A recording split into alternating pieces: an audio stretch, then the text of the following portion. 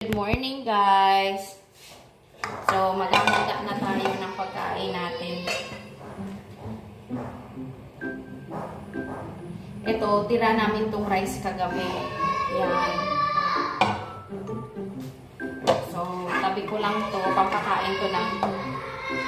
Ang ingay talaga nila ni Ayos, nilang tatlo. Kanina pa yan maaga kasi pagkagising, diretso yan sila dito. Kasi maagang nagising ngayong araw si Ayos kasi sakto yung nap time niya kahapon. So, ayan sila, naglalaro. Ito naman, di ba nagkatay kami ng chicken. Hindi ako nagluto kagabi kasi may dal pa ako. So, prito lang ako ng itlog. Tapos ngayon, ito, gagawin ko. Wala pala akong guys. Kalimutan kong bumili ng ginger pala. Wala na yung ginger ko. Naubos dito yung ginger. Kasi, kinakain nila, guys. Diba, nagtanim ako ng ginger. Naalala nyo rin dito sa may gilid. Hindi na siya nakalaki talaga. Kasi pag may lumabas, kinakain. Mahilig silang magmuya ng ginger pala.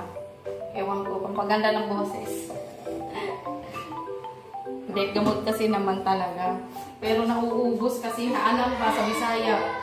So anyway, kung gagawin ko nito, ilahok ko na lamang sa dal guys para hindi manangsa.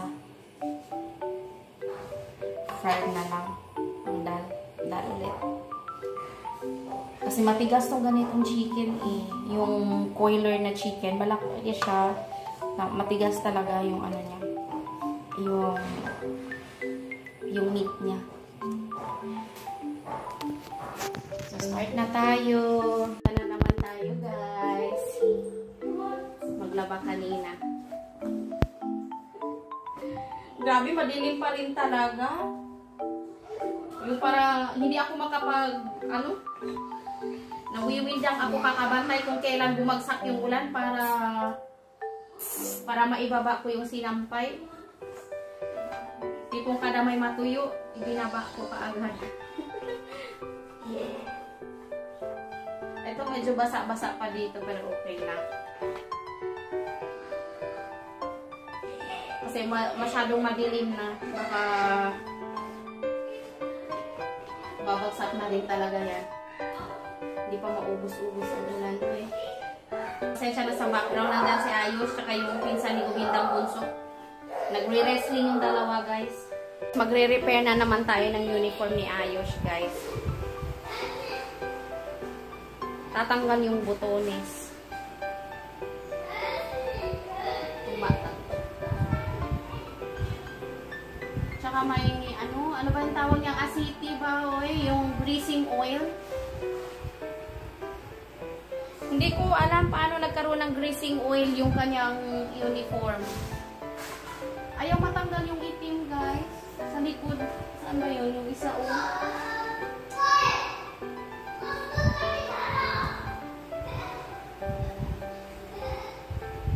Naalibad-baran ako makita na may tuldok ng itim. Yung uniform niya. Talaga si Ayos.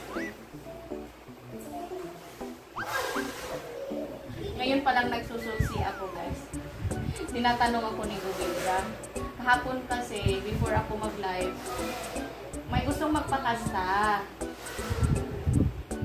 Ngayon, syempre, hindi ko pinakastahan kasi mag-isa lang naman ako. Malaki yung kambing daan. Yung malaki ang gusto eh. Namimilit siya sa akin. Wala nga si Gubinda, wala si Ama. Nagsumbong pala siya kay Gubinda ngayon na hindi ko siya pinagbigyan. Tinanong ako ngayon ni Gubinda. Sabi ko, Gubinda, wag ako. Dahil ibubuwis ko yung buhay ko sa 300 na yan pag nasumay ako. Bahala kayo dyan. Sana nag-stay kayo dito sa bahay para kung sino yung magpapakasta dyan ma-entertain nyo kaagad. Dati naman guys, nag-aano din ako,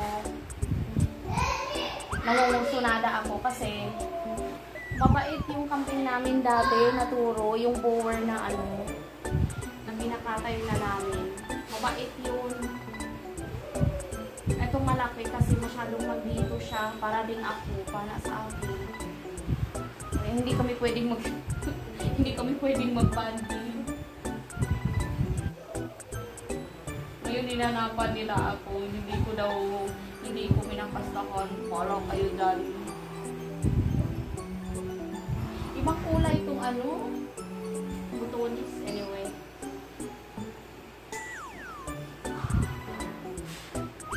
Luto na rin yung rice ko, guys. Sasamahan ko na si Ayos maglaro dyan sa labas. Lalaro siya ng mga laruan niya dyan ng mga ano na, mga sirana. Inipon ko lang yung lahat, di ba? Andyan. Kasama pa rin yung pinsan ni Govinda. Kasi nagre-wrestling sila, di ba? Huwag kayong mag-wrestling na. Tama na yan. Oh, see?